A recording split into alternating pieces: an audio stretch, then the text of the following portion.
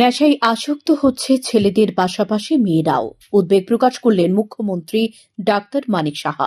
বুধবার বিদ্যালয় শিক্ষা দপ্তরের উদ্যোগে আয়োজিত 2025 সালের ত্রিপুরা মধ্য শিক্ষা পর্ষদ সিবিএসই অনুমোদিত বিদ্যাজ্যোতি বিদ্যালয়গুলির ছাত্রছাত্রীদের সংবর্ধনা জ্ঞাপন অনুষ্ঠান হয় হাপানিয়াস্থিত আন্তর্জাতিক মেলা প্রাঙ্গণে।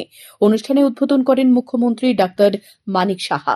তিনি বক্তব্য রেখে বলেন, 2024-25 অর্থবর্ষে 153 কোটি টাকা ব্যয় করে 44টি বিদ্যালয়ে নতুন ভবন নির্মাণ করা হচ্ছে। এছাড়া 346টি বিদ্যালয়ের মধ্যে পরিকাঠামোর জন্য 80 কোটি 87 লক্ষ টাকা ব্যয় করা হয়েছে। 2025-26 অর্থ বছরে আরও 30টি বিদ্যালয়ে নতুন ভবন তৈরি করতে 264 কোটি টাকা রাখা হয়েছে। পাশাপাশি 123টি বিদ্যালয়ের পরীক্ষার পরিকাঠামোগত উন্নয়নের জন্য 153 কোটি টাকা রাখা হয়েছে। আরও বলেন, বিগত বছর মাধ্যমিক ও উচ্চ মাধ্যমিক ফলাফলে উদ্বেগ সৃষ্টি হয়েছে। এবছর ফলাফল অনেকটাই ভালো হয়েছে। এবছর মাধ্যমিকের পাশের হার 86.35%। 1019টি বিদ্যালয়ের মধ্যে 345টি বিদ্যালয় পাশের হার 100%। চলতি বছর উচ্চ মাধ্যমিকে 39টি বিদ্যালয়ের 100% পাশ করেছে।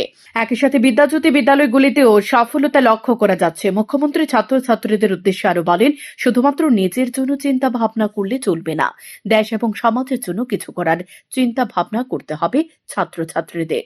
কারণ এই সমাজের জন্য ছাত্রছাত্রীদের দায়িত্ব আছে, কারণ সমাজের জন্যই তাদের ফলাফল বলা হয়।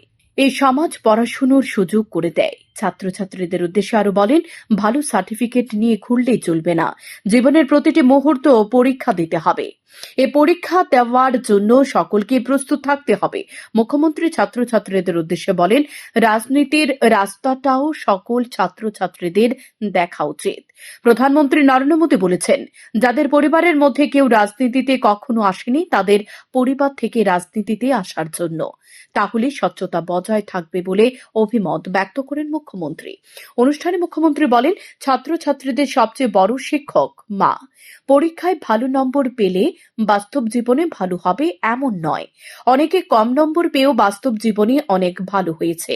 শিক্ষিত ছেলে মেয়েদের রাজনীতিতে আসতে হবে, তাহলে রাজনীতিতে পরিবর্তন আসবে। সমাজ ও দেশের উন্নয়নের জন্য নিজেদের মেধা, জ্ঞান ও বুদ্ধিকে কাজে লাগাতে হবে।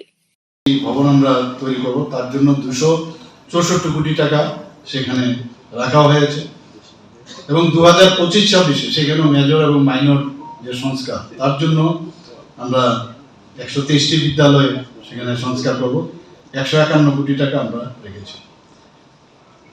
2025 সালে মাধ্যমিক পরীক্ষার ফলাফল, এবারের মোট পরীক্ষার্থীর সংখ্যা নিশ্চয় আপনারা এর মধ্যে জেনেছেন যে 29,670 জন ছিল, কিন্তু নিয়মিত পরীক্ষা দিয়েছে প্রায় 28,613।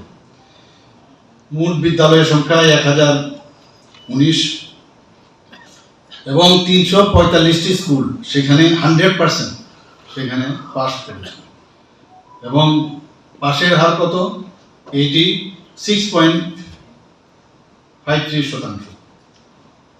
যদি আমরা উচ্চ মাধ্যমিক পরীক্ষার ফলাফল দেখি, মোট পরীক্ষার্থীর সংখ্যা ছিল 21,506 এবং বিদ্যালয়ের সংখ্যা হচ্ছে 373। 39টি স্কুলে 100% সেখানে রেজাল্ট আমরা দেখেছি এবং পাশের হার হচ্ছে 79.29। বিদ্যাজ্যোতি স্কুলের যে পার্সেন্টেজ সেখানে গত বছরের তুলনায় আমরা 26% আমরা বেশি পেয়েছি। পাশের হার হচ্ছে 86% এবং 100% বিদ্যাজ্যোতি স্কুলের সংখ্যা হচ্ছে আউট অফ 125-এ 15টা। গত বছর যেখানে একটি মাত্র ছিল। আর 90%-এর উপরে পাশের হার বিদ্যাজ্যোতি স্কুলের সংখ্যা 66, যেখানে গত বছর মাত্র 5টি ছিল। পাশের হার বিদ্যাজ্যোতি স্কুলের উচ্চ মাধ্যমিক যদি পরীক্ষার কথা বলি 71% এবং সেখানেও গত বছরের তুলনায় 21%। 100% সাফল্য বিদ্যাজ্যোতি স্কুলের 5টি। তো সেইভাবে আমরা যাতে এখানে গুণগত, যেটা বলেছেন আমাদের সেক্রেটারি মহোদয়, যে কোয়ালিটিভ এডুকেশন দেওয়ার জন্য আমরা চেষ্টা করছি এবং ন্যাপ, যেটা ন্যাশনাল এডুকেশন পলিসি, মাননীয় প্রধানমন্ত্রীজি, সেটা 29শে জুলাই 2020-এ সে ঐতিহাসিক মুহূর্তে উনি যে সেটা উৎসর্গ করেছেন দেশের জন্য। তো তার থেকে আমরা কিন্তু এখন স্কুলে এবং কলেজগুলোতেও আমরা ন্যাশনাল এডুকেশন পলিসি চালু করেছি। আয়োজিত অনুষ্ঠানে এছাড়া উপস্থিত ছিলেন শিক্ষা দপ্তরের অন্যান্য আধিকারিকরা। শান্তন টিভি।